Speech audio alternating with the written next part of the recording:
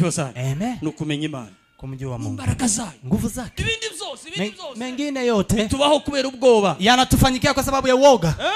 Yes. Hello. Nabizi ko hano hanze ariyo behavior muri benshi. Najua wengi ni hivyo kunakaa hapa nje. Niyo myizere abantu bagashaka Imana. Watu wanatafuta Mungu. Badashaka kumenya Imana. Hawataka kumtafuta Mungu. Bashaka ubufasha ku Mana. Lakini wakitafuta msaada kutoka kwa Mungu. Ntibashaka kumenya Imana. Hawataka kumjua Mungu. Ahubwo barashaka ko Imana iborohereza. Wanataka Mungu arahisishe uburibwe. Kwa maumivu. Abantu benshi bafashe Imana nka paracetamol. Watu wamechukua Mungu kama vile paracetamol. Kama penekila. Majina tatu agaragaza gukomera kwa yanadhihirisha ukuu wa Imana ni kirero. Mungu ni nini? Biravuga ngo Imana, nasema Mungu yitwa ngo nishobora byose. Anaitwa ni Mungu muweza yote. Imana ishobora byose. Mungu muweza yote. Biravuga ngo ni omnipotent. Inasema ni Mungu muweza yote. Omnipotent ni Imana za Mungu. Imbaraga zima, nguvu zake Mungu. Mana mu ijuru ibafashe muze kumva. Mungu awasaidie mkuje kusikia. Ndabizi ko muri kino gihe hari iterabwoba. Najua kwa wakati huu kuna mambo ya kuogopesha. Hari izindi imbaraga ziri mu gushaka kugaragara ko bamwe bakibesha ko hari imbaraga zirenze iz'Imana. Kuna wengine wanadhania kuwa kuna nguvu zaidi ya nguvu zake Mungu. Ndazo. Hakuna. Rero nizo ngira mbabwiye. Kwa hivyo hizo ndio nataka kuambia. Dusome ijambo ry'Imana, evangelist ari budusomere. Tusome neno, evangelist akitusaidia kwa kusoma. Rasumi abami ba kabiri. Tasoma Wafalme wa pili. Igice cya 6 n'umurongo wa 15. Sura yake ya 6 mstari wa 15 kugeza ku 19 hadi 19. Hanyuma ararangiriza mu itangiriro. Atakuja kumalizia Mwanzo. Ibice 17 mstari wa mlango wa 12 umurongo wa mbere. Mstari wa kwanza. Itangiriro 17 umurongo wa mbere. Mwanzo 17 mstari wa kwanza. Hanyuma ararangiriza mu itangiriro ibice 18 n'umurongo wa 14. Takuja kumalizia Mwanzo 18:14. 18 umurongo wa 4. 18:14. Ubwo abandika rero murabe mwandika. Wale ambao wanaandika andikeni. Karibu. Dusome mu izina rya Yesu Kristo. Gitabo c'abami ca kabiri. Yego. Ibice 6 umurongo wa 15. 6:15 Wafalme. Aravuze ngo maze umugaragu w'uwo muntu w'Imana, azindutse kare mu gitondo, azinduka kare woni gihazi mu gitondo, arasohoka abona ingabo, asohotse hanze abona ingabo n'amagare. Izi ni ingabo z'Abisiriya, barabanzi b'Abisiraheli, n'amagare n'amafarashi bigose uwo mudugudu. Hanyuma izo ngabo n'ayo magare, intwaro zose bari bafite zari zigose umudugudu cyangwa se uwo musozi aho Elisa yari na Gehazi. Umugaragu abwira shebuja ati, Gehazi abwira Elisa ati, biracitse databuja. Mwumva amagambo aya ni amagambo y'abantu b'abanyabwoba ya watu waoga ambao wanajiita kwa wameokoka, ariko bagira amagambo y'iterabwoba gusa muri bo, lakini wana maneno ya kuogopesha ndani yao. Bashobora kwihanurira ibyiza no kwiyaturiraho ibyiza. Hawezi kujitabiria kwa mema tu. Gehazi yagiye kubwira Elisa. Gehazi akaenda kumwambia Elisa, amubwira ibyabaye kandi ibyo yamubwira ko ari ukuri, na yale alikuwa anamwambia ilikuwa ni ukweli, ariko iri jambo yahekereje havuga, lakini neno hili alilotamatisha ntabwo ryari ukuri, halikuwa ni kweli. Bwana sifiwe sana. Haleluya. Yaramubwiye ngo biracitse databuja, akasema ole wetu bwanangu, turagira dute, tutafanyaje? Amen. Amen. Komeza. Endelee. Aramusubiza ati, Elisa aramusubiza ati, witinya kuko abo turi kumwe. Yego, mutegere ijambo ry'Imana. Mwitinya kuko abo urebesha amaso y'umubiri ari benshi kuruta abari kumwe nabo. Abo ni bakeya cyane kuruta abari kumwe natwe tubonesha amaso y'umwuka. Yego. Nuko Elisa arasenga ati, Elisa, mwumva ikintu Elisa yakoze gikomeye kandi. Sikiliza jambo alilofanya ku Elisha. Icyo nico mbasabira muri iki gitondo. Na ndicho nawaombea asubuhi hii. Bantu bose bari bunumve. Watu wote watakao nisikia. Niryo sengesho senga. Ndilo ombi nitaomba. Manumva isengesho ryanje. Manareba gahinda kaze. Icho kwingingira nuko bene wacu bakizwa. Amen. Amen. Isengesho ni gusenga. Ombi ambalo naliomba. Iryo nagumye gusengera n'ubundi mpayesengera. Lile naombea na lile nimeendelea kuombea. Ko ndabwira Imana ngo naambia Mungu eti ihumura amaso yacu. Awafungue macho yetu. Ngaho komeza. 17. nuko Elisa arasenga ati Elisa arasenga Uwiteka ndakwinginze Uwiteka ndakwinginze muhumura amaso arebe humura amaso ya Gehazi turi kumwe arebe nuko Uwiteka ahumura amaso y'uwo musore Mana nayo irabyumva ihumura amaso y'uwo musore arareba abona umusozi wuzuye amafarashi n'amagare kureba avuga ibitandukanye n'ibyo yarebesha amaso y'umubiri imbere aravuga ngo abona umusozi wuzuye amafarashi n'amagare z'umuriro bigose Elisa noneho z'umuriro mwumvishe itandukaniro nasikia tofauti ibya Syria nta muriro wari uhari ya Syria wako kuwa na moto habe nubwo abantu barimo gukora ibintu byo fake by'ibitangaza hata kama watu wanafanya vitu za fake za usenga neza lakini ukiomba vizuri Imana ikaguhumura amaso y'umwuka Mungu akakufungua macho ya kiroho ibitangaza by'Imana biba biri different n'ibitangaza maajabu ya Mungu yako tofauti na maajabu ya ulimwengu ingabo na magari byari bizengurutse Elisa na Gehazi jeshi pamoja na gari waliokuwa wakizunguka Elisha zakagumurira ilikuwa inawaka moto muzio Satani tureba iyo tureba shaka kuturwanya unajua shetani akituangalia akitaka kutupiganisha wa mukiranutsi w'Imana huyo mwenye haki wa Mungu iyo Satani aje kugabaho ibitero shetani akikujia kwa vita erega hari intwaro zimwe badusheringa zikatugeraho saa zingine wanatupiga na silaha zinatufikia ariko hari izindi zitotugeraho lakini kuna zingine haziwezi zikatufikia habe n'ababikora hariho bamwe tutugeraho na hata wale ambao wanafanya kuna wale hawezi wakatufikia ngo mukiranutsi araryanye ngo baramunize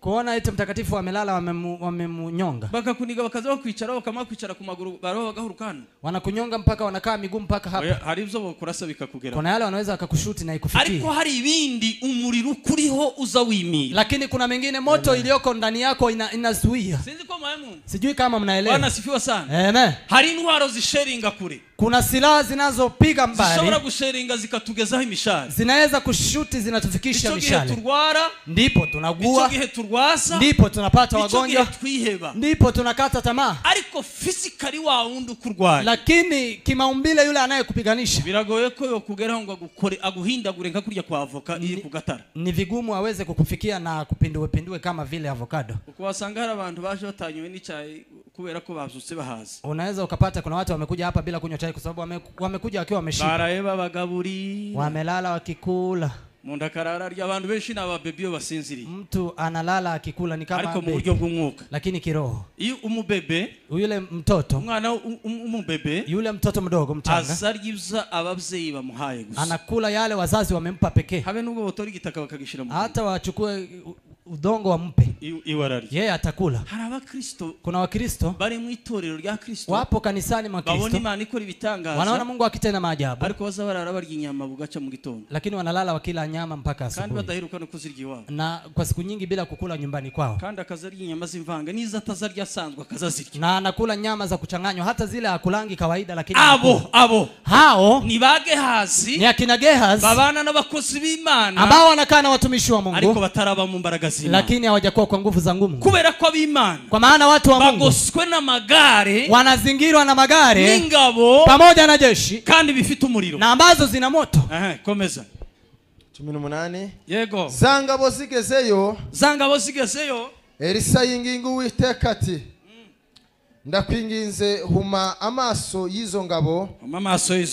Uwiteka hera ko azihuma amaso Imana irabyumva ishobora byose irasabye kuko Elisa yabisabye Elisa arazibwira ati yego iyi niyo nzira kandi uyu niwo mudugudu nimunkurikire ndabageza ku muntu mushaka nimunkurikire kandi uko niwe bari baje bashaka na walikuwa wamekuja wakimtafuta yeye dufite Imana itabara bayo iyo dusenze iratwumva Elisa arababwira ngo isi yo nzira mwayoze Elisha akawaambia mmepotea hii si yo njia iyo turi mu mbaraga z'Imana tukiwa kwenye nguvu za Mungu ntabwo dutegekwa n'ibiturwanya hatutaamrishwa na yale yanayotupiganisha dutegeka ibiturwanya bali taamuru yale yanayotupiganisha ubwira ngo wayobye hano ntabwo ari yo nzira unaambia umepotea hapa si njia wibeshe hano ntabwo ari wewe umepotea hapa si kwako kurikiragira ngo ujane aho nifuate ili nikupeleke pahali unaenda hakini Elisa yakoze niki hakuna kingine Elisha amefanya yakeneye kubereka imbaraga z'Imana ametaka kuonyesha nguvu za Mungu abajana muri kapitale Samaria akawapeleka jiji kuu Samaria kugira ngo bagende bavuga imbaraga z'Imana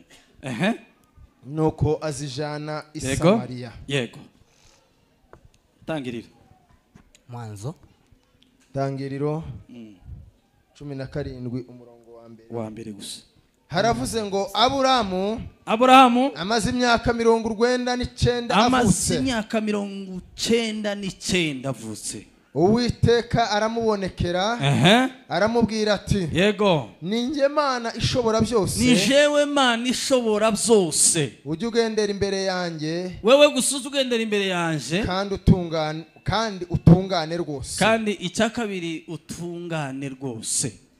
Mwumvishije kweli uzugendera hehe? tembea mbele zangu imbere yanje kandi utunganye rwose ukiwa mtakatifu. 18 mubere no jambo kuntu ryamfashije namwe ribafashe. 18 14 hari kinanira Uwiteka se mu gihe cyashizweho iki gihe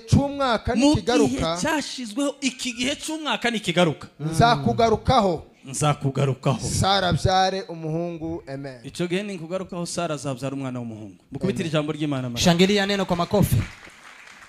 Iki gihe cy'umwaka nikigera, wakati huu wa mwaka ukifika, nzakugarukaho, nitakurudia. Bwana sifiwe. Haleluya. Iki gihe cy'uyu mwaka nikigera, kwa muhula wake mwaka huu ukifika, nzakugarukaho, nitakurudia. Hanyuma nimara kukugarukaho, na nikishakurudia, Sara azabyara umwana w'umuhungu. Sara atapata mwana kiume. Hello. Haleluya. Chamba kugira ngo Imana itugarukeho mu izina. Ingelitupa Mungu akurudie katika jina la Yesu. Biri utekereza ko bidashoboka. Hayo yasiyowezekana unafikiria hayawezekani. Kugira ngo bashe kuibona mu izina la Yesu. Ili uyaone katika jina la Yesu. Bwana sifiwe sana. Haleluya. Malaika w'Imana abwira Sara na Abrahamu. Malaika wa Mungu akamwambia Sara pia Abrahamu. Biblia yatubwiye ngo Sara yari asetse. Sara alikuwa amecheka. Ngo yari ku muryango w'ihema. Alikuwa malangoni pa hema. Iwe ngo yumvaga ibyo malaika habwira Abrahamu. Alikuwa anasikia yale malaika anamwambia Ibrahim. Aramubwira ngo ikindi gihe nitugaruka. Akamwambia wakati mwingine wa mhula wa mwaka tukirudi, utakuwa na mtoto kiume. Sara ngo araseka. Sara akacheka. Kandi ngo nta kindi cyatumye aseka. Na hakuna kingine kimemfanya acheke. Yatekereje imyaka afite. Amemfikiria miaka anayo. Yarirenze imyaka yo kuzaa. Ilikuwa ni zaidi ya miaka ya kuzaa. Ngo atekereza Abraham. Akafikiria Abraham. Aravuga ati ibintu ndibishoboka. Akasema jambo hili haliwezekani. Ngo araseka. Akacheka. Hanyuma malaika ngo barabimenya. Malaika wakajua. Baramuhindukira nabo batese usetsiki Sara. Akamgeuka na kumwambia je, umeseka nini Sara? Arakana kubera ko yatinyaga. Sara akakana kwa sababu alikuwa anaogopa. Ngo barisubiramo. Wakarudia. Baramubwira ngo ikindi gihe nkiki. Wakamwambia wakati mwingine kama huu. Cyuyu mwaka huu. Ngo nikigera. Ikifika. Tuzakugarukaho. Tutakurudia. Bwana sifiwa sana. Amen. Usomye ino sentence ukivuga. Ukisoma sentence hii vile inasema. Bwana sifiwa sana. Amen.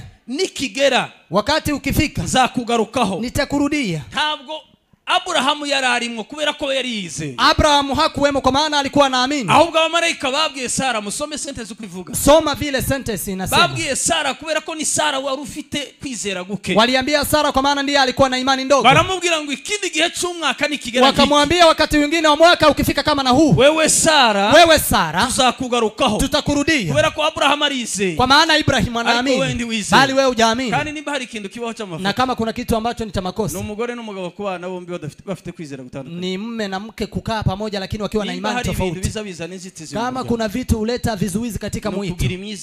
Ni kuwa na mito mbili katika jamii moja. Na mama babiri abari kumwe adahu. Ni wafalme wawili ambao wako hapo wawili hawapatani. Umugabo aravuze ngo dusengere kino kintu. Mume akasema tuombee jambo hili. Kandi jewe ndizera ko iki kintu. Nami naamini jambo hili litafanyika. Umugore ati nono wewe ibi kurabona ko bibi. Mke anasema la hii jambo unaona la kwa. Imbabazi nishi bagira sasa zingine sijui kama wamama ni huruma nyingi. Harigi mudama akubwira ati umwana yarwaye. Sasa zingine anakuambia mtoto ameugua. Ngo kandi ukunda hamwitegereza we. Na vile namwangalia hivi. Ngo karabona nguko yarameze atari ko kimeze. Anaona vile alivyokuwa si hivyo alivyo. Ngo ndetse ngumwitegereje neza. Na hata ukimtazama vizuri, ngo ni ngaha tangiye kubyimba ku kuboko. Ni kama tayari mkono imeanza kuvimba. Kamuga ati se biri he? Ipo wapi? Akavuga ati reba. Angalia. Kurabona kukuguru kungana no kungu. Unaona hii mguu inatoshana na hii? Kamuga ati wabaye ukuguru ndi kungana no kungu. Si mguu ninatoshana na hii. Ngoya ngo se mwebwe ngo reba. Ke nyinyi mnaangaliaje? Angalia vizuri. Ngo kandi kuramukora gushyirwa kamataka. Na ukimgusa hivi analia. None umuntu usinziriye. Sasa mtoto aliyesinzia. Kamuga ati nta kibazo gihari. Hamna tatizo, hamna shida. Tukamfata kwa kuboko. Na hata unachukua mkono huu. Iwa hakubwira ko kubzimvye. Hiyo ambayo anakuambia imevimba. Ugahita kurambura guke. Unainyosha.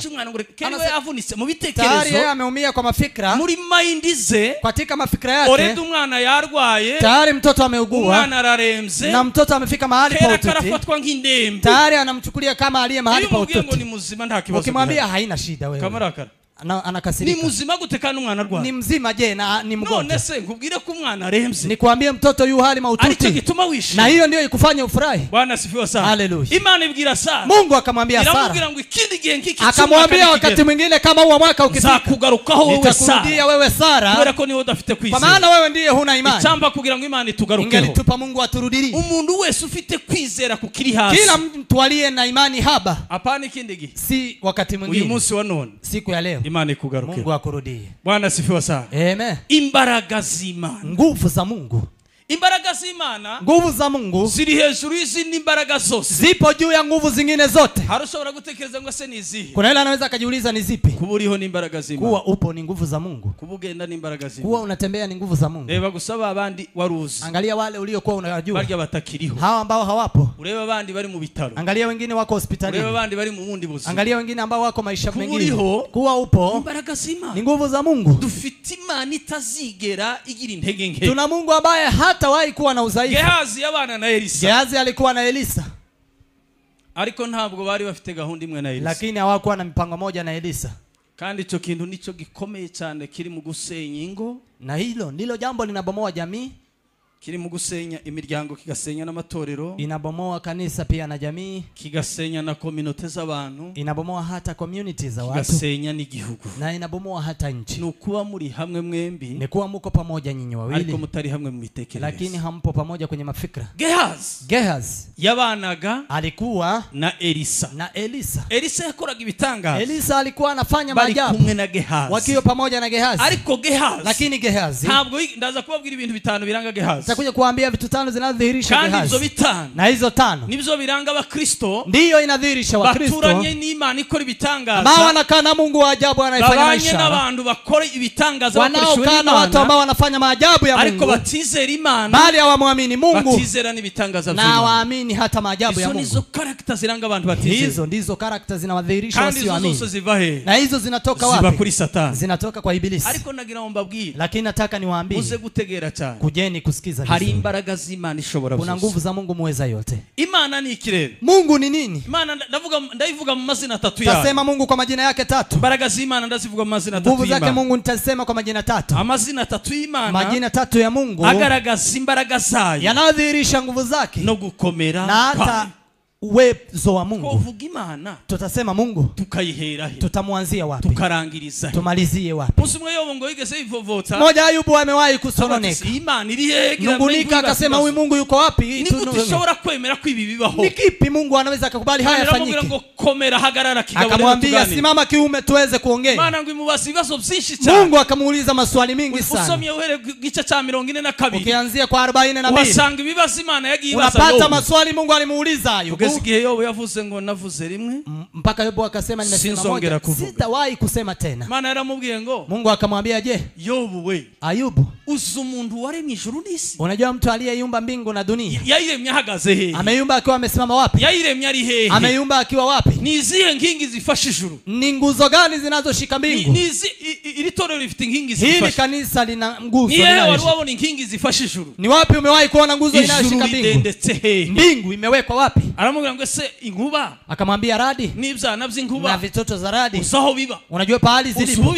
Unajua pahali zilipo? Iyo zirekura mu kirere zikagenda. Nikiziacha angani zinaenda. Usaho ziva naho wewe unajua pahali zinatoka na pahali zipo. Yagiye bibazo byinshi. Alienda akimuuliza maswali mengi. Amerika gukomera kwa. Akimuonyesha ukuu wake Mungu. Yo baravuga ngo ndaze. Ayubu akasema mimi nimeaga. Navuze rimwe sinzongera kuvuga. Nimesema mara moja lakini sitawahi. Ibyo bibazo urumuguhura nabyo. Haya matatizo unayopatana nayo. Bigatuma ushaka kugaragaza ko Imana ari nyandege. Na anakufanya uonyeshe kwa Mungu ni mdhaifu. Ni bihe bibazo. Ni matatizo magani. Yafushi akamasa bena kakinchuke kamabwabwa. Mume mmoja amefiwa na kadume kadogo kama ng'ombe. Bena kakamabwabwa kafuye na. Kale ambako ni kanyonge kabisa kako karibu kufa. Ibyago yagize. Akasema matatizo aliyopatana nayo ni zaidi ya akina Ayubu. Biraruti byayo. Ni zaidi ya akina Ayubu. Ibibazo ufite. Matatizo unayo. Bishobora kugaragaza Imana kwidashowe nibihe. Ambaye inaweza kudhihirisha kwa Mungu hawezi. Akababwira amazina atatu y'Imana. Cyane waambie majina tatu. Agaragaza gukomera kwa. Yanadhihirisha ukuu wa Imana ni ikirere. Mungu ni nini? Biravuga ngo Imana, nasema Mungu yitwa ngo nishobora byose. Anaitwa ni Mungu muweza yote. Imana ishobora byose. Mungu muweza yote. Iravuga ngo ni omnipotent. Inasema ni Mungu muweza yote. Omnipotent ni Imana ishobora byose. Ni Mungu anayeweza yote. Bivuga ko nta kintu na kimwe kinanira Imana. Hakuna jambo linalomshinda Mungu. Ni Imana izi gukora ibyananiye abanyabwenge. Ni Mungu anayefanya zaidi ya wale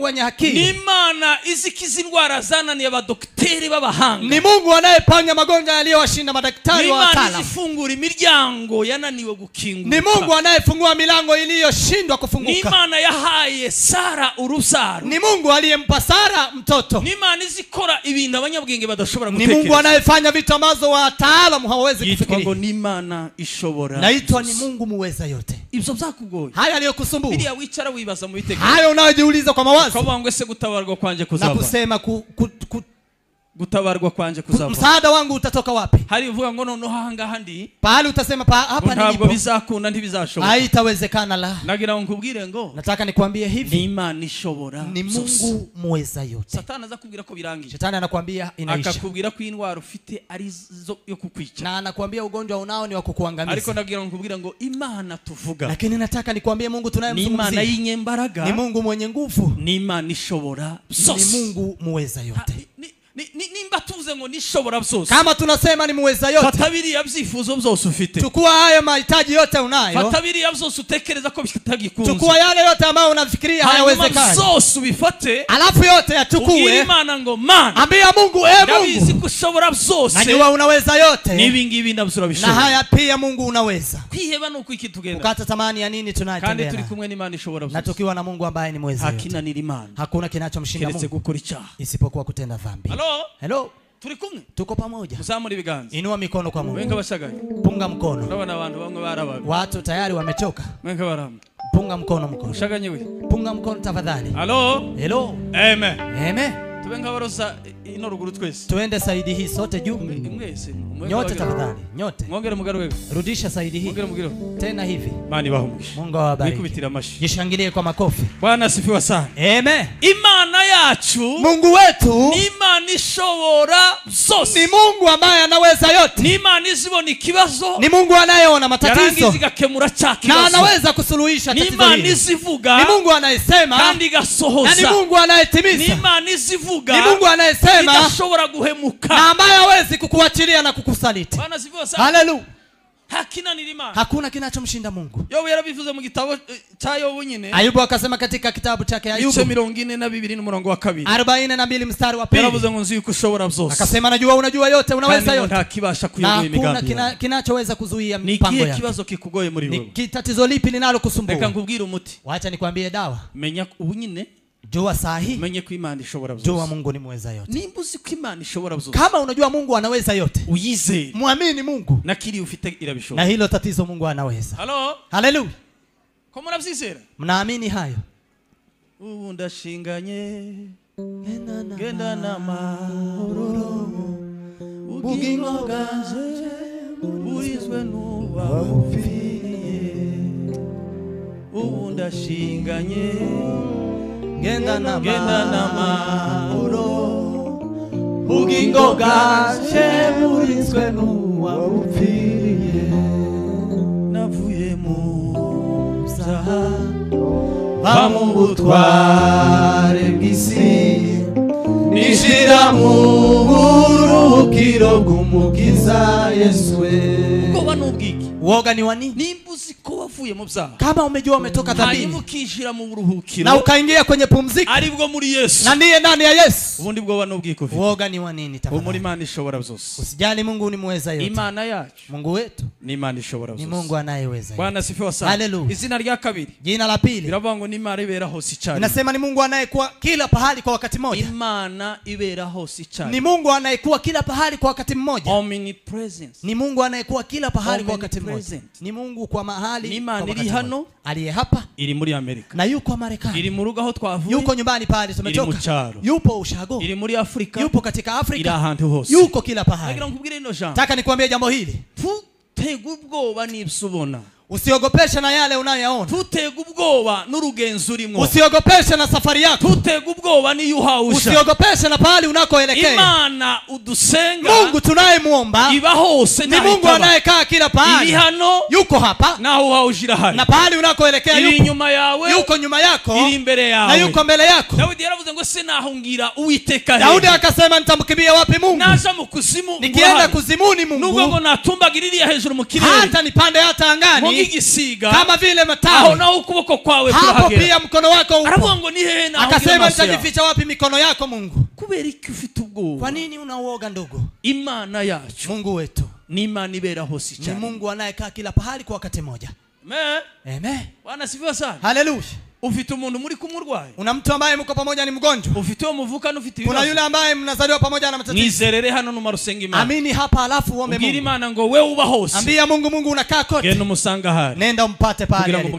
Ili umtendee wema. Ufite umuntu ukeneye urubyaro. Una mtu ambaye anahitaji uzao. Ufite umuntu ufite ibindi byifuzo. Una mtu ambaye ana mahitaji mengine. Ufite Imana ishobora byose. Tuna Mungu mweza yote. Iryo zina ry'Imana. Hilo ndilo jina lake Mungu. Bwana sifiwe sana. Hallelujah. Hakinanira. Hakuna kinachomshinda Mungu. Kitabu cha Mathayo ibice 18. Mathayo 18. N'umurongo wa 20. Na hata 40. Yesu yaravuze ngo Yesu akasema ababiri aho bazaterana. Wawili pale watashiriki. Cyangwa se batatu. Ama watatu. Muzabandi kumwe nao. Takuwa pamoja na wao. Numwe. Na hata mmoja. Ahaterani. Pale ameshiriki. Imana ibiri kumwe nao. Mungu yupo pamoja naye. Ntabwo iteranira ari iringi. Kusanyiko si hili. Iteraniro ntabwo ari. Ushirika si huu. Ahantu hose umuntu ari. Kila pale mtu aliko. Umutima wiyo mwumvise ko agomba guhimbaza Imana. Moyo wake ukimwambia anafaa kumsifu Mungu. Niryo teraniro. Hilo ndilo ushirika. Ubundi hano turi hano. Hapa tulipo hapa. Hano mu itorero. Hapa kanisani. Na amatorero menshi yahahuriye mu mitima. Ni makanisa mengi ya moyoni yaliyopatana hapa. Twahuriye hamwe. Hapa tumepatana pamoja. Kugira ngo tubashe kuramya Imana no kuihimbaza. Ili tumsifu Mungu na kumuabudu. Ariko amateraniro yatangiriye mu mutima. Lakini ibada imeanzia moyoni. Agaragarira mu mago yacu aho na ikaonekana nyumbani petu pahali tunaishi. Twaje hano mu itorero rya kabiri. Tumekuja hapa kwa kanisa la pili, service ya pili. Hano turi muri service ya kabiri. Hapa tupo kwenye service. Service zitangirira mu. Service inaanzia huko kwa nyumbani. Iriya. Huko nyumbani. Hariya niho dukiza Imana. Hapo ndipo tunatoa Mungu. Dukiza imbaraga z'Imana. Ndipo tunatoa nguvu za Mungu. Ndio mambo usanga abantu benshi babiyoye. Ndio maana unapata watu wengi wamekosa. Bakiranukira mu rusengero. Wanakuwa watakatifu kanisani. Ariko mu mago yao badakira. Lakini nyumbani pao si watakatifu. Iteka ryose urugo rwao. Daima nyumbani yako. Uzahorana ibibazo igihe utararuhereza. Utakuwa na matatizo wakati hujaipa Mungu. Aho dutuye. Pahali tunaishi. Twarimo tuganira n'abayobozi muri kicumwe. Tulikuwa tunaongea na viongozi wiki hii. Narababwiye ngo umuntu wese. Nimemwambia kila mmoja. Ni ambassadeur mu rugo rwiwe. Yeye ni balozi katika nyumba yake. Userukira Imana. Ni balozi anayewakilisha Mungu. Umuvyeyi.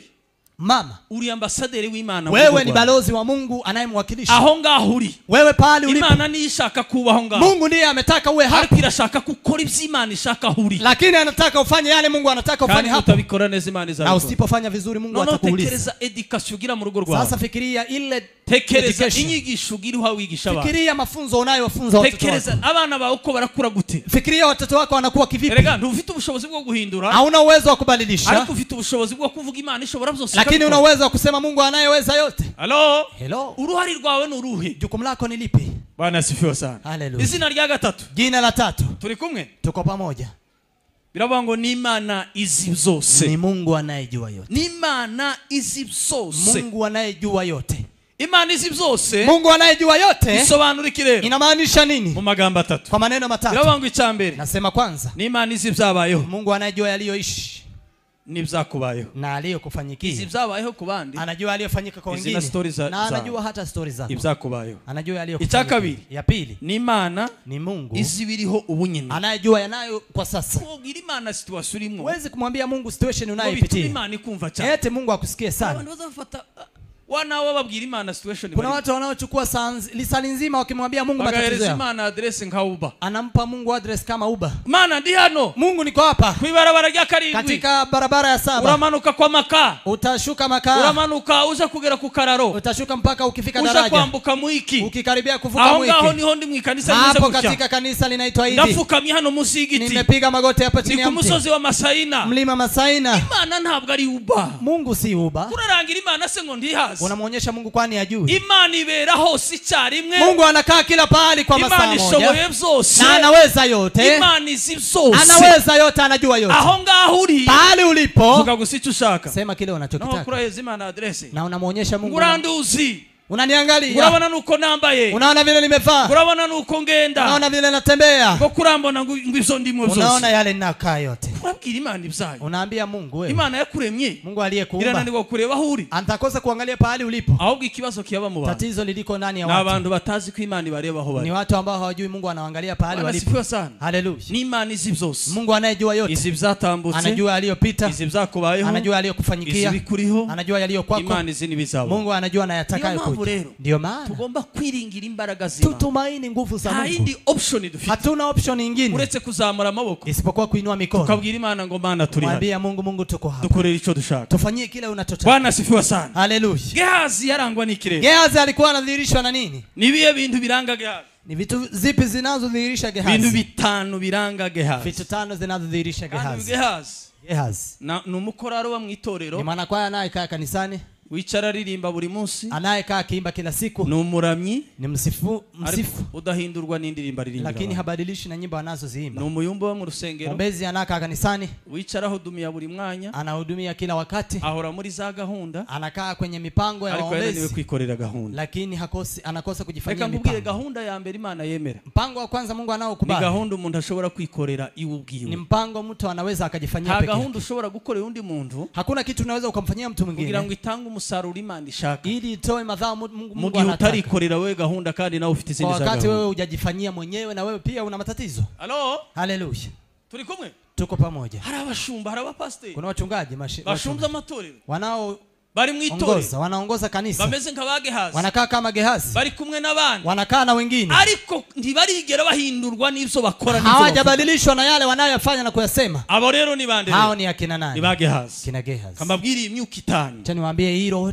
Iyi ni imyuka itanu iranga Gehazi. Inadhihirisha Gehazi. Imyuka itanu ya Gehazi yasigaye mu matorero. Roho imbaye imebaki kanisani. Imyuka itanu ya Gehazi iri mu miryango. Hizi roho tano za Gehazi zipo jamiini. Imyuka itanu ya Gehazi iri mu matorero. Zipo hata makanisani. Iyi myuka itanu ya Gehazi iri muri politiki. Zipo katika siasa. Ariko nagira ngo tumenye ko Imana ishobora byose. Lakini nataka tujue Mungu ni mweza yote. Twemerere Satani. Tusimkubalie ibilisi. Twemere iterabwoba rya Satani. Sikubali kuogopeshwa na ibilisi. Cyambere umwuka wa mbere uravuga gute? Wa kwanza. Gehazi icyamuranga cyambere kilichomdhihirisha cha kwanza yagiraga umwuka w'agasuzuguro kenshi. Alikuwa na dharau. Gehazi yagiraga umwuka w'agasuzuguro. Alikuwa na dharau. Biblia izitubwira ngo Biblia usema umunsi Hamani yaje gusengera. Siku Hamani alikuja kuomba. Yararwaye ibibembe. Alikuwa ameugua. Ageze kwa Elisha. Alipofika kwa Elisha. Elisha akora gahunda arakira. Elisha akamfanyia mpango akamuambia ngo nagenda je muri Yorodani inshuro 7. Akamwambia nenda Yorodani uoge mara 7. Ntabwo ndinda muri zo story. Wala sitaenda kwa story hizi. Hanyuma Gehazi amaze gukira. Gehazi baada ya kupona. Kandi Gehazi yari umukuru w'ingabo za Misiri. Gehazi alikuwa ni mkuu wa askari ya Syria. Gehazi ngo Haman ngo afata ibintu byose yari afite. Akachukua vitu zote alizokuwa nazo. Akenera kubihereza Elisa. Akataka kumpa Elisa. Elisa aramubwira ngo mva imbere. Elisha akamwambia toka mbele zangu. Impano y'Imana ntizigurwa amafaranga. Karama ya Mungu haiwezi kutolewa na pesa. Aramubwira ngo genda ndifaranga. Akamwambia nenda ukale pesa zako. Subireyo. Nenda ukarudi. Yani magambo genda uvuga Imana yagukishije. Nenda ukaseme Mungu aliyekuponya. Uvuga imbaraga z'Imana ya Israeli. Useme nguvu za Israeli. Naamani ngo agiye Hamani alipoenda Gehazi icyo yakoze niki? Gehazi alichokifanya niki? Yigeze yumvira Elisa. Hakusikia Elisha. Kubera ko itegeko rya Elisa. Kwa maana sheria ya Elisha. Kwari kuvuga ko nta kiguzi ushobora gufata. Ilikuwa ni kusema hakuna malipo unaweza kuyachukua. Kugira ngo bigaragaze ko hari ikintu wakoze cy'igitangaza. Ili ionekane kuna ajabu uliyoifanya. Ntabwo ugomba gusengera umuntu. Ufai kumuombea mtu. Ngo nurangiza umusaba amafaranga. Eti umuombe pesa. Uwo mwuka wavuye kuri Gehazi. Hiyo roho imetoka kwa Gehazi. Gehazi niwe watangije umushinga wa mbere. Gehazi ndiye ameanzisha project ya kwanza. Kubanga umuntu wasengewe. Ya kusema mtu aliyeombewa. Na maratanga ikiguzi cy'amafaranga. Alafu atowe pesa. Ico Gehazi yakoze niki? Alichokifanya Elisa. Ngo yahisa cinyuma. Amepita nyuma. Acinyuma Elisa. Akapita nyuma Elisa. Ngo aragenda kurikira Haman. Akamfuata Haman. Aramubwira ngo umwami arantumye. Akamwambia Naaman yes.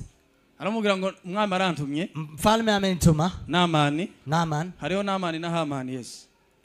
Haman ni wao ndio wamanitse igiti cyo kumanikaho Mordekai. Haman ni huyo aliyeshimika mti wa kumweka. Niwe Haman. Ndiye Haman. Nao Naaman ni uyu nguyu tatu. Naaman ni huyo ambaye tunamsema mkuu wa askari ya Syria. Very good correction. Hanyuma alafu ngo aragenda aramubwira ngo umwami aravuze ngo sana bya bintu. Akaenda akamwambia mfalme amesema leta hizo vitu zote. Ubundi hose nari nabimuzanye. Si hata nilikuwa nimemletea. Wafata bya bintu byose. Akachukua vitu hizo zote. Ndetse aramubwira ati burya ngo bamaze kugenda. Akamwambia saa zile umeenda. Hariho n'imyenda yindi kenewe y'abana bahari. Hata tunahitaji mavazi ya watoto. Zose ngo arabimuhereza. Nakampa.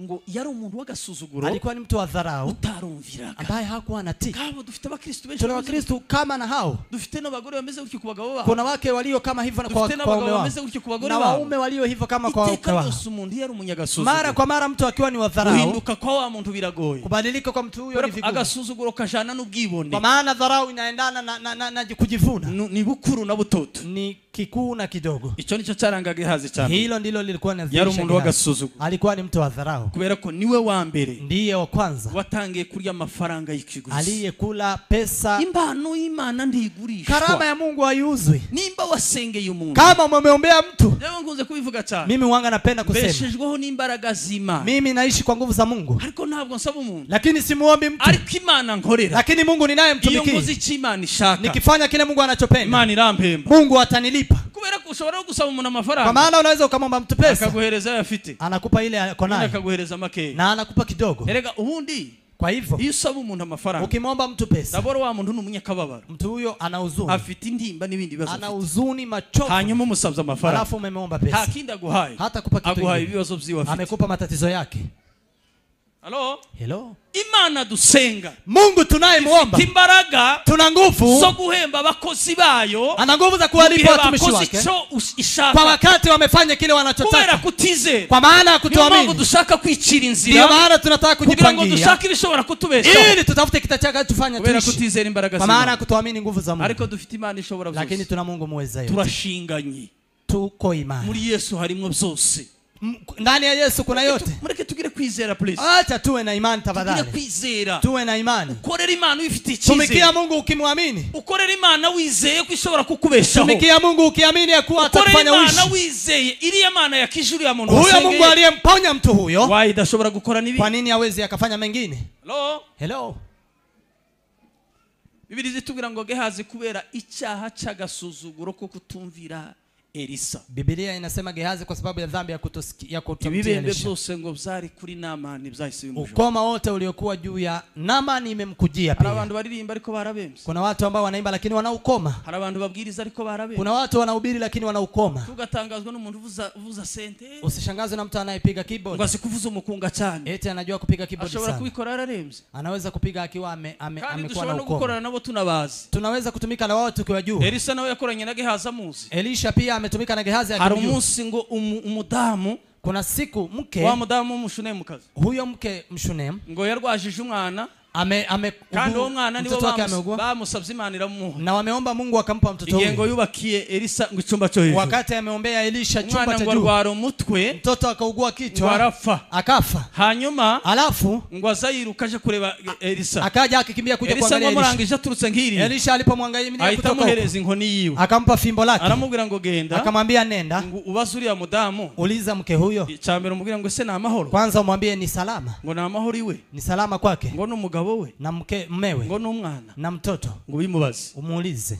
ngo ariruka ashika ahura nawe, akakimbia akapatana naye, ariko wa mugore, lakini mke huyo yuzuye umwuka w'Imana, alikuwa amejaa roho wa Mungu. wa mugore huyo mke yari dotani, alikuwa dotani, wa mugore yabakugicana, huyo mke alikuwa madhabahuni. Babwira impamvu abantu bari mu kugenda babeshwa, sababu watu wanaenda wakiwadanganywa, ugahura n'umuntu, unapatana na mtu, ukagira none nawe n'abajura haruwe, unafikiria amepatana na wajambazi hapa juu. Imekuwaje?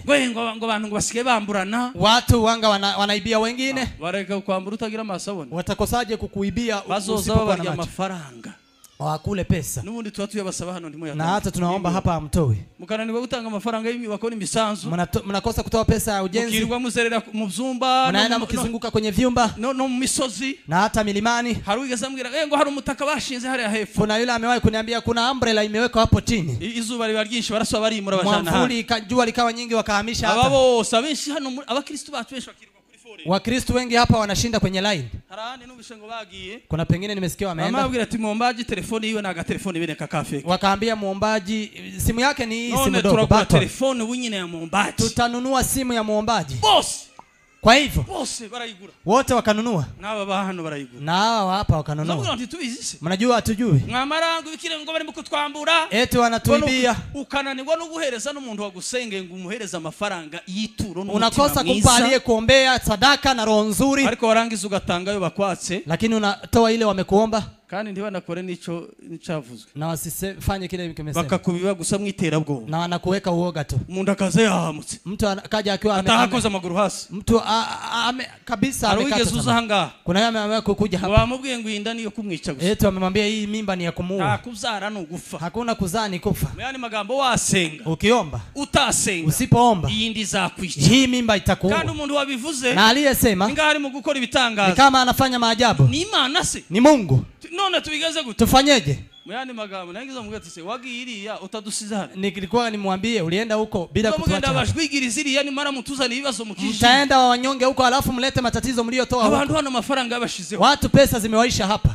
Umurongo ko baratanga ifaranga. Line yetu wanatoa pesa. Ariko hano bavuga ngo umusanzu w'ijana umuntu wafushi. Lakini wakisema 100 kwa mtu aliyefiwa. Mudakananirwa gutanga ijana ryo gutaba. Tunakosa kutoa 100 kwa wale ambao wamefiwa. Abantu bavuga ngo 4,000. Watu wakisema 4,000. Mu mezi ane ku kwa miezi 4 ya ujenzi. Ukananirwa kuyatanga. Mnakosa kutoa. Ariko ugahaguruka ukitanga handi. Lakini unasimama unajitoa pale pengine. Si bibi. Si vibaya. Muzamo wafashe. Wasaidieni. Ariko muwe hange. Lakini weni hange. Ngoye none tugira uti ngwinda ngo bavuze ngo ramwica. Hii mimba itaniua wamesema hivi. Nta solution nta kindi kintu cavuzwe pe. Hakuna kingine kimesemwa la. Twara musengeye hano nabandi. Tumemwombea. Huyo ni yule nimesema. Turasenga hano. Tukaomba hapa. Imana iratubwira ngo azabza. Mungu akatuambia atazaa. Imana iratubwira ngo azabza. Mungu akatuambia atazaa. Twari hano. Tulikuwa hapa. Niba hari abavyibuka. Kama kuna wale wanakumbuka hapa. Nasifata bayumbe hano. Nimechukua ombezi hapa. Ni mwiruke tukiri hano. Nikawaambia kimbieni tukiwa hapa. Mugere mu wiwe. Nenda mkafike kwake. Mukore gahunda nto Imana itazi. Fanya mpango ndogo Mungu ametoa. Alafu azae. Saa yako na uzao mwingi. Hari abantu babitse mu bwoba. Kuna watu wamewekwa uoga. Hari abandi bantu bari mu gutera abandi utera bwoba. Kuna watu wengine wanaogopesha wengine. Ukagira ngo Imana iba mu wiwe. Unadhani Mungu anakaa kwake. Kuzuru n'abantu barahahamutse. Unapata mtu ameshtuka. Zagenze gute? Imekuwaje? Imana ngo ibikingo yavuze gutyo. Eti Mungu amesema hivi. None uzabaho usengesha udasenga. Utakuwa tu ukiombesha bila kuomba. Abujaho bazakubwira uko bashaka. Wale utaenda kwa watakwambia vile wanavyotaka. Abantu bumva ko badashobora kwisenga. Kuna watu wanasikia hawawezi kujiombea. Icyakabiri cyarangaga Gehazi ni. Ya pili iliyokuwa inadhihirisha Gehazi.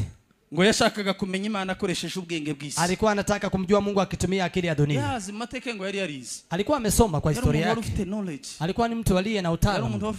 Alikuwa ni mtu alikuwa na ujuzi. Ndetse ngo agashaka gusuzugura Elisa. Na alikuwa hata anamdharau Elisa. Kubera ko ngo yari afite amashuri arenze ya Elisa. Kwa sababu alikuwa na masomo kuliko ya Elisha. Ngo yabonaga ibitangaza Imana haigenda ikora. Alikuwa anaona maajabu Mungu anaenda akifanya. Imana iri muri ibi bintu biri muri Elisa. Hii mambo ambayo iko ndani ya Elisha. Waje bidashobora kumba. Kwa nini haiwezi ikafanyika kwangu? Washakisha kumenya Imana akoresheje ubumenyi. Alikuwa anataka kumjua Mungu akitumia akili yake. Paulo yabivuze neza cyane. Paulo akasema vizuri. Paulo abakorinto ba mbere. Waraka wa Paulo kwa Korinto wa kwanza. Gice cha mbere n'umurongo wa 21. Kwanza 21. Yaravuze ngo kuko ubwenge bw'Imana. Akasema kwa maana akili ya Mungu bwategetswe kwa bisi badaheshwa kumenya Imana n'ubwenge bw'isi. Hekima ya Mungu imeweza kutoa kwa watu wasimjue Mungu kwa kupitia akili yao. Lakini Mungu amefurahia kuwaponya wanaomwamini. Upumbavu bw'ibibwirizwa. Pumbavu. Tushobora kumenya Imana kubera ko Icyongereza. Uwezi kumjua Mungu kwa sababu unajua Kiingereza. Nguri muri Amerika. Eti upo Marekani. Ngufite ubumenyi bwinshi. Eti una ujuzi mwingi. No. Fenomene y'Imana ntabwo ari uko. Mambo ya Mungu si namna hiyo. Kuja mu ijuru nta bundi bwenge burimo. Kuja mu ijuru nta buhanga bundi burimo.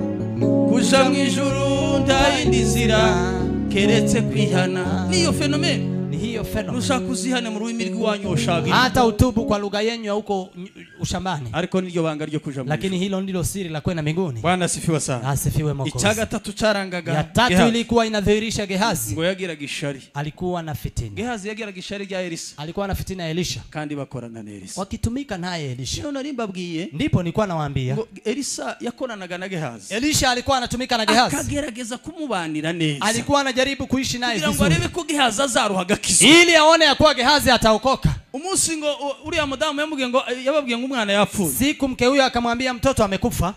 Elisa ngo yamuhaye inkoni. Elisha akampa fimbo. Amwati genda. Akamwambia nenda. Uje mu cyumba cyo hejuru. Fika chumbani pa juu. Marufate ya nkoni. Alafu uchukue fimbo. Uirambike hejuru ya wa muramba. Uiweke juu ya maiti yake. Amen. Amen. Ngo aragenda ngo yarabangutse birenze. Alikuwa ni mtu ambaye ni wa haraka. Alikuwa yabyuka karaja kubona ingabo z'Abisiri. Na hii kuamka mapema kwenda kuona jeshi la Siria. Na akavuyo yageza genda yageza tawanyika bidasanzwe. Alikuwa ni mtu wa masafari sana. Yari umuntu wihutaga. Mwibuka umunsi yagiye kunyaga Naamani ari amafaranga. Kumbuka siku alienda kumpokonya Naamani pesa hii. Yakoresheje umwanya. Ametumia muda. mu buryo yarazi ko Elisa adashobora kumenya ko hari ahandi ageze hari ahandi avuye. Kwa saa zile Elisha hawezi kutambua ameenda pale na akarudi. Yamaye present mbele ya Elisa. Na akafika mbele ya Elisha.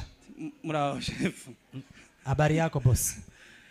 Ariko Elisha. Dufite Imana itabara bayo iyo dusenze iratwumva we. Elisa aramubwira ati Gehazi. Elisha akamwambia Gehazi, umetoka wapi? Gehazi ati narahanga muri Gadi. Nilikuwa hapa around hapa. Uvuyega? Umetoka wapi Gehazi? Mvuye. Nilikuwa wapi? Nilikuwa hapa. Yeye mubwiye tuenda narahanga mu chumba kindi cha hali. Nilikuwa hapa chumbani hapa nyuma hapa tu. Elisa uvuyega? Elisha akamwambia umetoka wapi Gehazi? Aramubwira ngo ese umutima wanje moyo wangu n'amaso y'Imana macho ya Mungu tiyajanye nawe si ametembea nawe igihe Namani yavuye ku igare paka Namani ametoka kwa gari kusanganira akije kukulaki sinari kumwe nawe sinilikuwa nawe nikikuona yamaje ukanja kanje akaanza ku hari abantu nubatizera Imana kuna watu hawaamini Mungu bazabizera yuko wanaamini wakiwa hari ikintu gisa nkaho kigaragaye kuna kitu ambacho ni kama kinaonekana nta kintu na kimwe dutegereje kizagaragara kiruta Imana na kuna kile tunachokingojea kitaonekana kuliko kile Mungu amekifanya. Mundu bamukiza umusumari mu mutwe mtu akimtoa msumari ngo mbonye Imana na yanje maso nimeona Mungu na macho yangu ngo mbonye Imana haigenda Mungu anatembea na miguu ngo bitangaza mbonye maajabu niliyoyaona ngo ibintu mbonye vitu nimeona ngo ibintu ngo mbonye vitu nimeona. Ubonye iki? Umeona nini? Abonye umusumari. Ameona msumari. Baukije. Wameutoa wapi? Ngo mugahanga. Eti hapa usoni. Ngo sinzabyibagiwe. Sitasahau. Birenze ukubayeho ukwimana ikurinda. Ni zaidi ya vile Mungu anakulinda. Ni vile bintu ubonye birenze vy'Imana. Ni vitu zipi umeona kuzidi ziyale Mungu anakulinda? Wasaifu. Ubamenyera mu kwizera ibitangaza. Utawajua kwa kuamini maajabu. Ndio mambo benshi bakurikiraga Yesu. Ndio maana wengi walikuwa wanamfuata Yesu. Kwa bashaka ibitangaza. Wakitafuta kuona maisha. Bashaka ibitangaza. Hiyo tu pekee. Hivi bitangaza byaburaga. Maajabu kama yakikosa. Kandi Yesu ndiye akoze ibitangaza ahantu hose yageze. Na Yesu hakuwa anafanya maajabu kila pale. Kasarani. Alikuwa anafika Kasarani. Akamakiza umuntu. Anaponya mtu mmoja. Yesu n'umuhanga. Akamayigenda. Anaenda. Kuko bazanye bamarambika barwaye ibirema. Wamewalalisha wagonjwa wengi sana. Akamakiza umuntu. Anamponya mmoja anaenda. Bwana sifiwe sana. Asifiwe.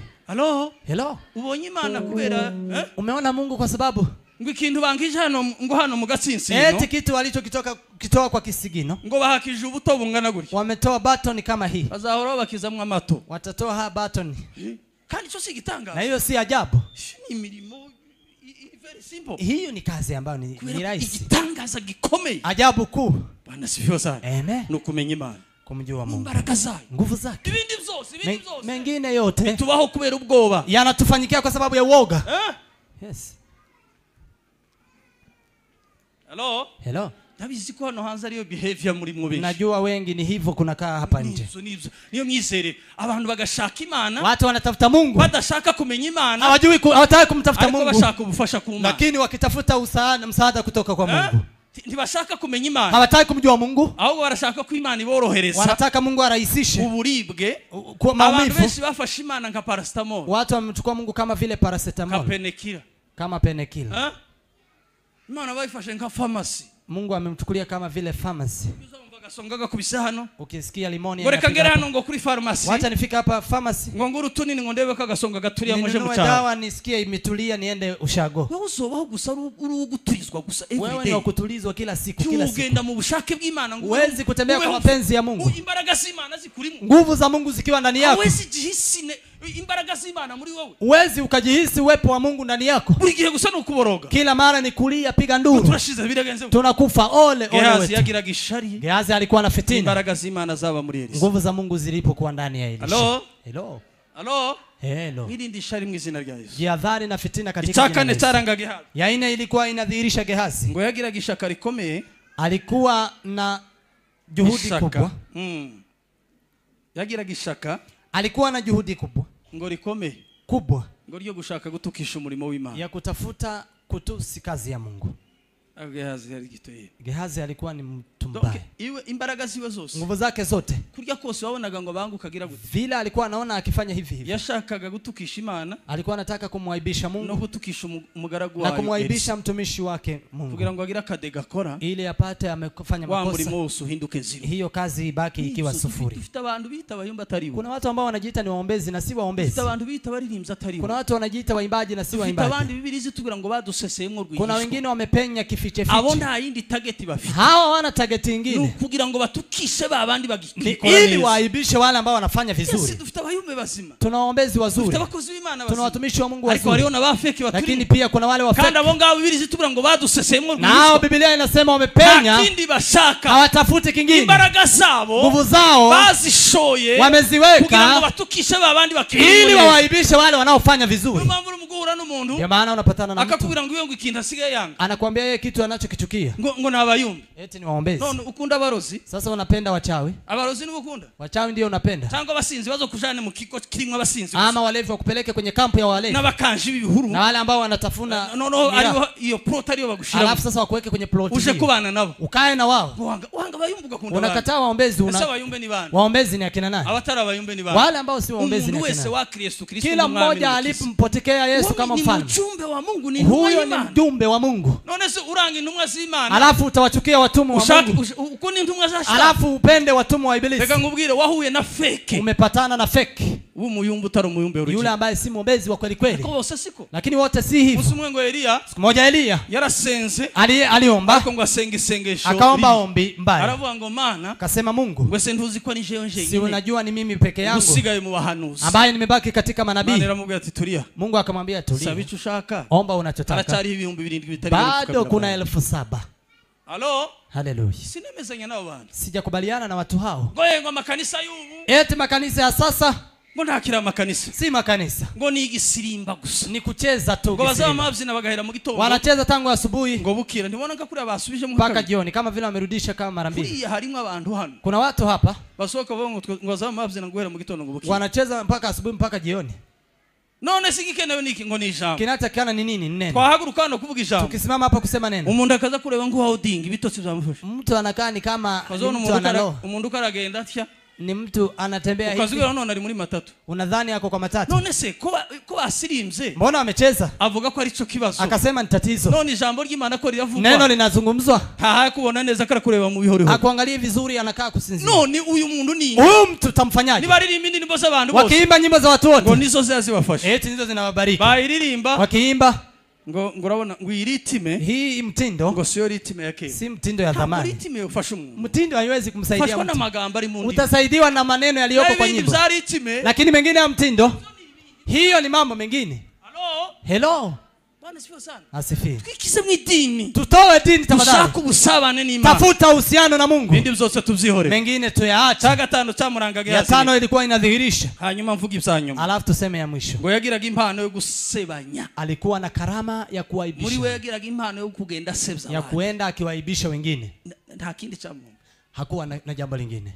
Turabafite tunao reka mbabwire tani waambie abantu bafashe umukingi yo kugenda basenya abantu watu ambao wanaenda wakiwaibisha wengine na kuwatusi. Iyo buri gihe ufata ijambo ugenda uvuga undi muntu mara kwa mara ukichukua neno na kwenda kumwabisha mwingine ngo wica wa muntu mubana usidhani mtu huyo unamuua ndani ya wengine. Umuntu wa mbere upfa muri wa wundi ubwira tu kwanza anayekufa ndani ni wewe ulimuvuga ya magambo ni wewe ambaye unasema maneno haya yose iyo uhora gusa kunkeke mara kwa mara ukibaki tu wewe iyo uhora gusa stories zawe nizo kwica abandi mubana stories zako ni kuua wengine ndani ya wengine. Unaona unaona fulani unaona kule aliimba unaona vile ameimba ngo kuriya hivyo ngo kuriya siwe hivyo si yeye. None nini ni nani? Nani? Bareke mbabwire hari imyuka y'abadayimoni. Kuna roho za mapepo. Imyuka y'abagehazi. Roho za kina Gehazi. Yo kugenda yica abantu mu bandi. Ya kwenda ikiwaangamiza wengine ndani ya wengine. Bose barakeketse. Watu wote wameshukika. Abatararoze n'abasambanyi. Wale ambao si warogi ni washirati. Wale ambao si washirati ni wakorofi. Abatarabajura ni babi. Wasi wakorofi ni wabaya wana roho mbaya. Abandi bose bagenda bavuga makuru y'ingo z'abandi batasiba. Kuna wengine wanaenda wakisema habari za boma za wengine bila kujua. Ngo n'umugore wiwe. Unaona fulani na mkewe. Kuri andi bakivugana. Hawazungumzi. Uzubimenye gute? Unajuaje wewe? Uba mwabo. Wewe unakaa kwao. Mpangaji. Wewe ni mpangaji. Murabana. Unakaa naye. Uzurarana nao. Unalala na wao. Na makuruzi. Ni habari gani unazijua? Unavuga makuru y'umugabo n'umugore. Kwa nini unazungumza habari za mke na mume? Atarayabwiwe. Na hujaambiwa.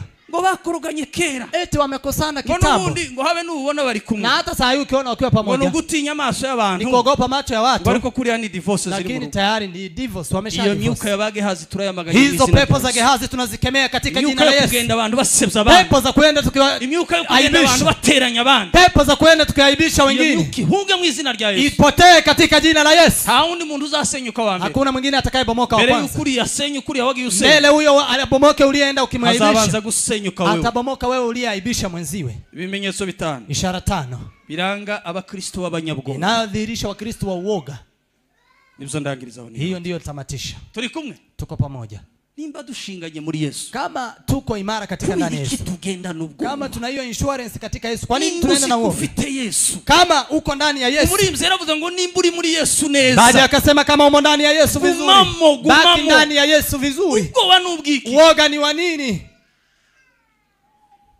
Impamvu ufite ubwoba no kuri hanze ya Yesu. Sababu unaoga ni kwa sababu upo nje ya Yesu. Ibimenyetso bitanu. Ishara 5. Chambere kiranga abanyabwoba. Kwanza inadhihirisha waoga. Ngo batinye ejo habo hazaza. Wanaogopa kesho yao inayokuja. Batinye ejo habo hazaza. Wanaogopa kesho yao. No kuvuga ko Satani, ni kusema shetani azabateramwo ubwoba, anawaweka uoga bwo gutinya ubuzima bw'ejo hazaza. Ya kuogopa maisha ya kesho yanayokuja. Akakubwira ko ngo nubwo uyu munsi wa none haza. Anakuambia hata kama leo umeshiba. Umve Satani ukunda ari cyenyeje. Sikiliza vile bilisi ndambaragagira. Lakini hana nguvu. Imana. Tuna Mungu. Satani akakongorera. Shetani anakuongozea. Ngo haze none. Anakuambia hata kama umeshiba leo, kesho utakuwa na njaa. Uracyari ku meza uracafite imbishi. Na saa hiyo uko kwa meza bado umeshiba.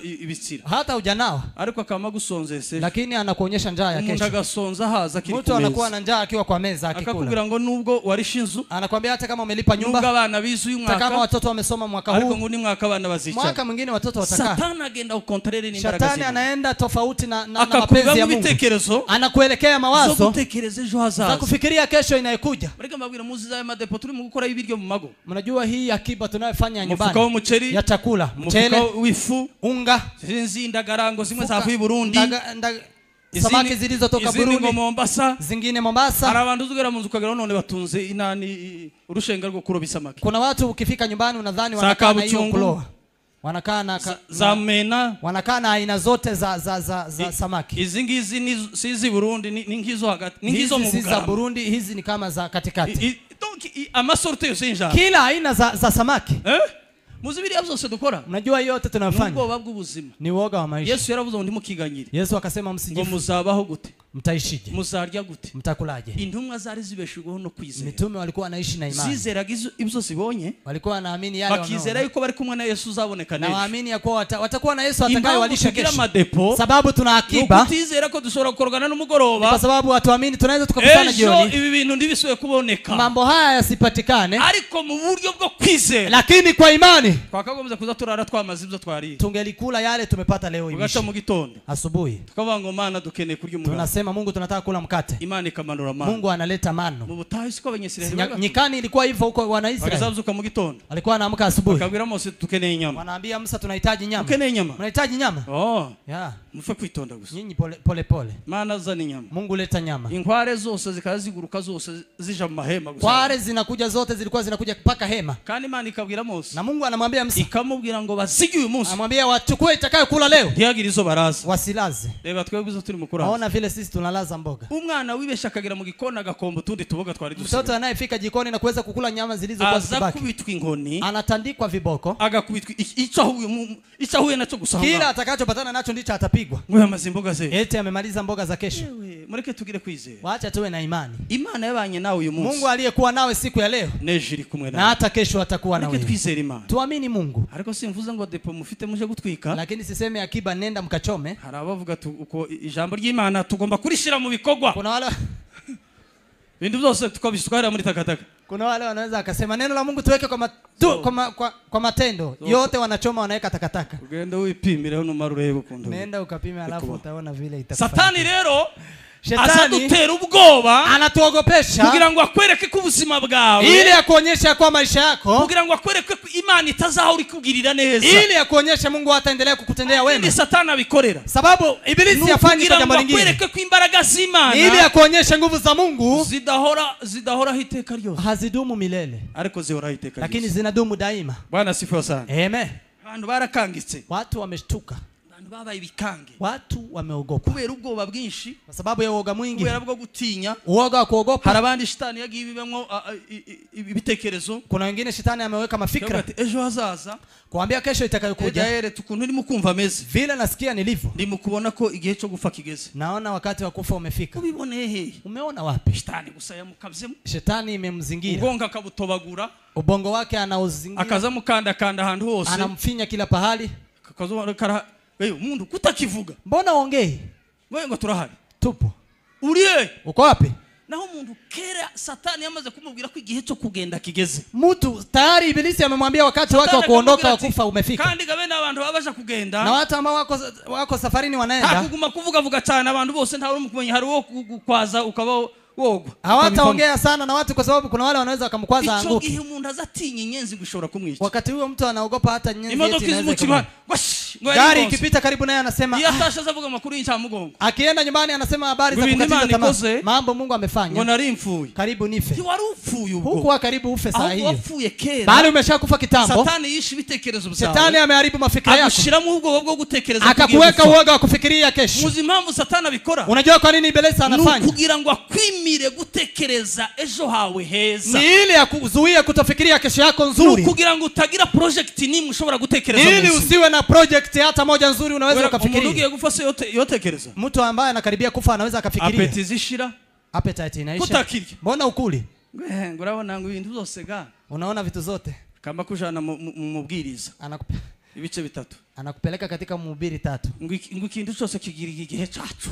Kila kitu kina wakati wake. Nabo barabe mukanze nijoro. Wamemfinya usiku. Kandi umuntu bene uwo muntu na mtu kama huyo iyo yikoje hasi burya akilala azamatangira kugeragezwa kiri muri sala anaanza kujaribiwa akiwa sebulini bene ukatangira guhunyiza sawi akaanza kusinzia hivi kidogo anaona umuntu agiye kumutema anaona mtu ako karibu kumpiga kumkata na panga akegera undi kugira ngo batamutema anamkaribia mwingine ili wasimkate na panga usikora abantu baza batinya no kuja mu byumba byabo unajua kuna watu wanaogopa kwenda kulala chumbani kwao Satani ubwoba shetani akiwaweka uoga yinjira arabonigeze gusengera kuna yule nimewahi kwenda kumuombea agenda arambamagara ngo ntakicinjira mu cyumba cyiwe akaniambia eti aingie chumba chake akiingia hivi akamaura n'abantu anapatana na watu wakiwa na panga bagiye kumute none karibu amkate sasa sigara muri sala analala sebulini tushakumusengera Imana irabikora tukamwombea Mungu akafanya iyo Satani yamaze kugutera mu bwoba Shetani akishakuweka uoga ikintu cyose ukibona ko ari ubwica kitu chochote unakiona ni mauaji kandi Satani azakuborokera hamwe na Shetani anakuweka bali pamoja hakuja mu bantu cyane hakuna kwenda kwa watu sana uzimamba gutuma kubuza kuja mu bantu unajua kwa nini anakuzuia kwenda kwa watu sana nuko hari impinduka zishobora kuva mu bandi zikaguhindura ni kwa sababu kuna mabadiliko yanaweza akatoka kwa wengine na akakujia akakubakira kazitiro anakuwekea pango muza abantu baba mu kazitiro unajua watu ambao wanakaa kwa pango na abantu baba bafunze ni watu ambao wamefungwa akagufungira anakufungia hapo ntagusohoka anakuambia hakuna kutoka wausiga urasohoka we ukitoka hivi wabona moto iratambuza ukiona pikipiki imepita ngira moto yongonga hii pikipiki inaweza ikanigonga mundaga kandi ale waza bakandagira bakagera Kayole kuna wale wanakanyaga miguu mpaka Kayole ngo ibintu byubu mambo ya saa hii ngo hari agatabo yasomye kuna kitabu amesoma agatabo wasomye kare kitabu umesoma ya wapi hiyo ni terabwo rya Shetani hiyo ni kuogopa kwa Ibilisi dufite Imana ishobora kukurindira abandi babo tuna Mungu anaweza akakulinda pahali wengine wamekufa dufite Imana ishobora kukurindira mu muhanda kuna Mungu anaweza akakulinda barabarani Imana ishobora kukurindira mu bitaro mu hospitali general Mungu anaweza kukulinda katika hospitali kuu ichaka ya pili kimenyetso cha kabiri kizakwereka umuntu umunyabwoba ishara ya pili itaka kuonyesha mtu muoga na abantu bisuzugura ibu bwabo ni watu wanaojidharau wao wenyewe kandi bagasuzugura n'ubushobozi bafite na wanadharau uwezo wanao ngo jewe eti mimi ngo naya yanje na hii yangu reka nkubwire ibanga rikomeye wacha nikwambie si Paulo yabwiye Abefeso Paulo akawaandikia wa Efeso ibice 6 n'umurongo wa 10 6:10 aravuga ngo nimutware intwaro zose zima akasema zibebeni silaha zote zima tware intwaro zose zima beba silaha zote zima uzuja he nta ntwaro unaenda wapi bila silaha uzisigira iki kandi Imana yaravuze muri zikwa unaziacha lini kwa sababu na Mungu amesema tuzibebe ngoya ngoje amasengesho yanje mimi maombi yangu ngo ntiyorohagera naha ku muryango hayawezi fika hata hapa mlangoni ni kure ku muryango mlango ni mbali habe no muri salon ntiyorohagera hata sebuleni hawezi akafika na ubwa urizi kutokwisenga na hata wewe mwenyewe unajua uwezi ukajiombea hari irindi sengesho kene kuna ombi lingine unalohitaji unataka deliverance kubera ko nturakizwa kwa maana hujaokoka wewe ngo nukuri eti ukweli ngo bagomba ugasanga kuri yambaza abantu unawaita watu kwa msaada banaza basubira ugasuruka batuka wakija wakirudi unawatusi uzabishwa na masengesho y'abandi utaishi na maombi ya watu wengine mureke dusenge wacha tuombe tuombe nibi nabangombwa twiyambaze n'abandi na hata ikiwa vizuri tuwaite wengine kwa msaada ufite ni uzagira gute lakini ndiye atakayeongezewa ufite iki una nini nawe masengesho ufite ni maombi gani unayo ageze he kuri rwe nimefika wapi kwa kiwango kipi niba agomba kugera ku 100 kama anafaa kufika kwa 100 sizigera kuri 80 angalau fika kwa 80 birife ku bandi 20 itoke kwa wengine wamatangira kuri 0 lakini wewe waanzie kwa 0 batangira bagukuburire waanze wafagie bakorope waweze bakori uragaramye gusa wewe umelala tu ngwengo twego turi mu gikoni nguko turateka eti sisi tuko jikoni tunapika ngo mugwe muhudume ngo mugere mu vyumba mufike chumbani muntu umwe twigaza tugantuye ku musenge mmoja akatuambia tuende kumuombea turagenda arambwira ngo wiwe akamniambia kwake ko zose ni mubiri hirizi zote ziko hapo. nawe tse warabibonye Uchawi wote umeona? ngo ni ibintu byo gushakisha, si mambo ya kutafuta. ngo birimo kwama bigenda kuri plafond ngo anasikia kwenye dari inaenda bakamabwira umugore ngo tegera naho, anaambia mke sikiliza, na inarudi tena kwenye dari. Mukabibona n'umugore, mnaona na mke ngo bakabibona na wanaona. None nimba muri mukubibona, kama mnaona, kubera iki mutabifata? Kwa nini amchukue? Mukabibona ariko mnaiona ngo dusibikira ibiheko byo kwihisha. Si uchawi wa kujificha. Ngo muzaza mutora tora, mtakuja mchukue chukue. Wewe watora tora, wewe si uchukue chukue. Utora tora imyanda yo muwawe, ukose kuchukua uchafu wa kwako. Wewe tora tora, wewe si uchukue. Imbeba nimbici ahantu kama panya imepita pahali, ngo ni igiheko, eti ni irizi. Mureke mbabwire, Satani yatubize mwiterabwoba. Shetani ametuweka uoga wa ajabu. Ariko dufite Imana ishobora byose. Lakini tunaye Mungu muweza yote. Ngo kunabaye hivi nilivyo. Wari umuntu aje wijeye mu rugo. Kuna mtu aliingia nyumbani. Ngo monijisha afite. Nikaona jicho analo niangalia. Ngo kundu yaza ndebe. Vile alikuwa akiniangalia. Ngo nguzo usurwa n'impumi. Sasa unataka utembelewe na vipofu. Sasa mwawe. Vipofu ndio waingie kwako tu. Mureke mbabwire kino kintu. Wacha niwaambie jambo hili. Ikize mwiterabwoba rya Shetani. Jitoe uoga wa ibilisi. Dufite Imana irenze ibiheko. Kuna Mungu zaidi ya irizi. Dufite Imana irenze isumu. Kuna Mungu zaidi ya sumu. Dufite Imana irenze Satani. Kuna Mungu zaidi ya ibilisi. Yesu yaravuze ngo muzarya ibibica ntacyo bizabatwa. Yesu akasema mtakula sumu lakini haziwadhuru. Scorpion ntacyo Scorpion lakini haziwadhuru. Unasigatinya kula mutuni mtu anaogopa kumsalimu mwenziwe. Ngo nyine ngo hariho ngo ni sumu ngo mu maboko. Saa hii hata kuna sumu ya mikononi. None uzo utaramukanya. Utaishi bila kusalimiana. Imana dusenga. Mungu tunayemuomba. Bidashobora kukurinda umurozi. Kama hawezi kukulinda mchawi. Doubting. Mungu ambaye unaomba anashukika. Kweli? Ukweli. Abantu barakangitse babaye bikange. Watu wameogopa. Nuko gusa barahahamutse. Ni hivyo wameogopa kabisa. Tuza kurangiza. Tukikaribia kutamatisha. Icya gatatu. Ya tatu. Bwana sifiwe sana. Amen. Ngo batinya guhangana n'ibibarwanya. Wanaogopa kupigana na yanayo wapiganisha. Batinya guhangana n'ibibarwanya. Wanaogopa kupigana na yanayo wapiganisha. Barangiza bakiyambaza abane ngo baze bahangane n'ibibarwanya. Alafu wanaita msaada yetu waje wasaidie. Kama mbabwira kino kintu. Wacha niwaambie jambo hili. Natwe ubwacu muhamagara. Nasi ambao mnapigia. Natwe dufite izindi ntambara zitunaniye. Nasi tuna vita zingine ambazo zinatupiganisha. None izawe zirakunaniye. Zako zimekushinda. Hanyuma ntumpamagaye ahubwo ngo dufatikanye. Hujanipigia ili tuambatane. Urampamagaye ngo njewe nze mpangane n'ibyawe. Umenipigia ili nije nipigane na yako. Numara wewe uje ushaka. Alafu wewe uende ushago. Ngo nimba litike ngo zayikoherereza. Kama ni fare nitakutumia. Ariko muzagere mu rugo ngo musafishe. Lakini fika nyumbani msafishe. Akama bigira very simple. Anaifanya ni kama iko simple. Nini?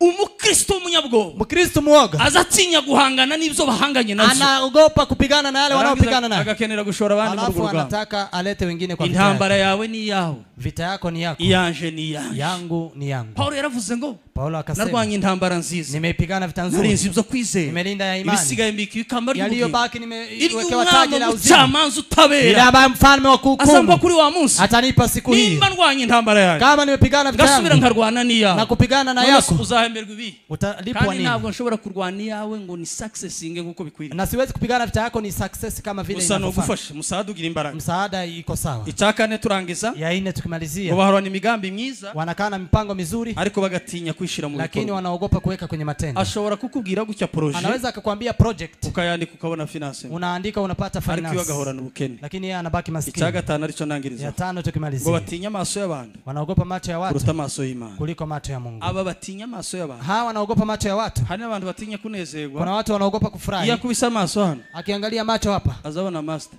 Anaona master. Yakubita hano. Akipiga hapa. Akabona nyina. Anaona mama. Yakubita. Akipiga hivi. Akabona umukazana. Anaona yagira guki. Akiangalia hivi. Akabona narona kari hano. Na fulani yako hapa. Kandi igisimba cya kabiri karumva nawe agiye nkuko. Na gisimba pili anasikia na yeye alikuwa furahi. Yagira nona kari hayi. Lakini fulani pia yako hapo. Kama mbiretse. Acha kwanza niache. Uzi ko hari abantu batabohoka. Unajua kuna watu si huru. Kubera gutinya amaso y'abantu. Kwa sababu ya kuogopa macho ya watu. Kambabwire no jambo ndagize. Niwaambie neno hili nikimalizia. Biblia iravuga ngo Biblia usema uzimuke ku manywa. Uhame mchana. Bose babireba. Wote wakiangalia. Wahari. Edha bizabatera kwihana. Itawafanya watubu. Ngo nubwo arabinzu yawe. Hata kama ni wanyumbe. Uziko kutabohoka kwawe. Kutokuwa huru kwako. Kukuboshe wewe. Iliyo kufunga. Ukabohana abandi bantu. Na inafua watu wengine. Huwa huru. Kugira ngo bohore n'abandi. Ili wafanye. Imana ibaho umugisha murakoze. Mungu awabariki sana. Reka dusenge Imana. Wacha tuombe Mungu.